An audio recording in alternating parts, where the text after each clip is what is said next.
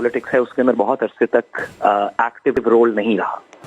हम अपनी south Asia की पॉलिटिक्स, जिसके अंदर हमारे अपने डोमेस्टिक कंसर्न्स, इंडिया, अफगानिस्तान, जहां पे इतने अरसे से जंग चलती रही, हम अपनी फॉरेन पॉलिसी को मोस्टली इस लेंस से पिछले बहुत दिहाइयों से, कम से कम 2-3 दिहाइयों से, 80s के बाद से हम इसी लेंस से अपनी फॉरेन पॉलिसी को चलाते भी रहे और उसकी मजीद आगे अमेरिका के साथ रिलेशनशिप और वेस्ट के साथ रिलेशनशिप भी इसी तनाजर में हुई कि अफगानिस्तान में क्या हो रहा है, पाकिस्तान में क्या हो रहा है, भारत में क्या होगा।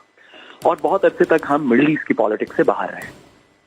अब जबकि ईरान की जंग शुरू हुई और उसके बाद पाकिस्तान का एक जियोग्राफिक स्ट्रेटेजिक लोकेशन भी सामने आई, लेकिन उससे ज्यादा पाकिस्तान एक ऐसे मुल्क के तौर पे उभरा जिसकी ना सिर्फ के वेस्ट से रिलेशनशिप है बल्कि ईरान के साथ भी ट्रस्ट है। और हमारे जो दीगर बरादर ममालिक खित्ते के अंदर जो इस जंग के अंदर किसी न किसी तरीके से इम्पैक्टेड है, सऊदी अरब, यूएई, कतर, दो, इन सब के साथ भी पाकिस्तान का एक बरादराना ताल्लुक है। तो हमारी नेचुरल पोजीशन इस तरह की क्रिएट हुई कि अगर किसी ने आपस में कोई मुस्बत बात करनी है तो वो पाकिस्तान के थ्रू की जा सकती है।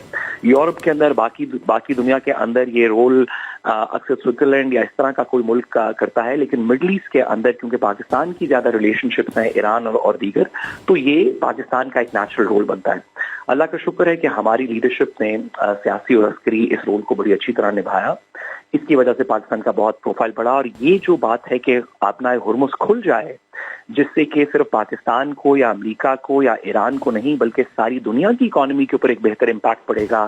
सारी दुनिया की इकोनॉमीज के अंदर ऑयल प्राइसेस बेहतर होंगी और ट्रेड रूट्स बेहतर होंगे।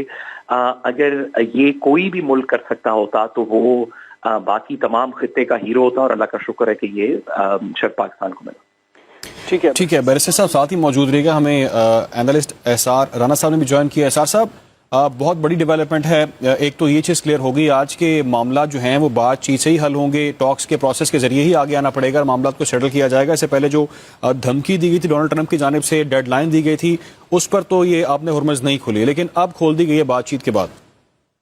तो बहुत बड़ी कामयाबी है और मैं समझता हूँ कि ये अमन को यकीनी बनाने की जानिब बहुत बड़ा कदम है। और एक तरफ 10 दिन का लबनान और इसराइल में जंगबंदी हुई है, दूसरी तरफ आज अपना हुर्मुज़ खुल गई है। इसका मतलब यह है कि अमेरिका और ईरान के दरमियान बामकसद और फाइनल मुज़ाकरात जो हैं या कोई डील होने जा रही है। तो ये बहुत बड़ी पूरी इंसानियत के लिए बड़ी अच्छी खबर है और इसका क्रेडिट पाकिस्तान की क़यादत को भी जाता है, जिन्होंने मुसलसल दिन रात एक करके एक नामुमकिन को मुमकिन बनाया है।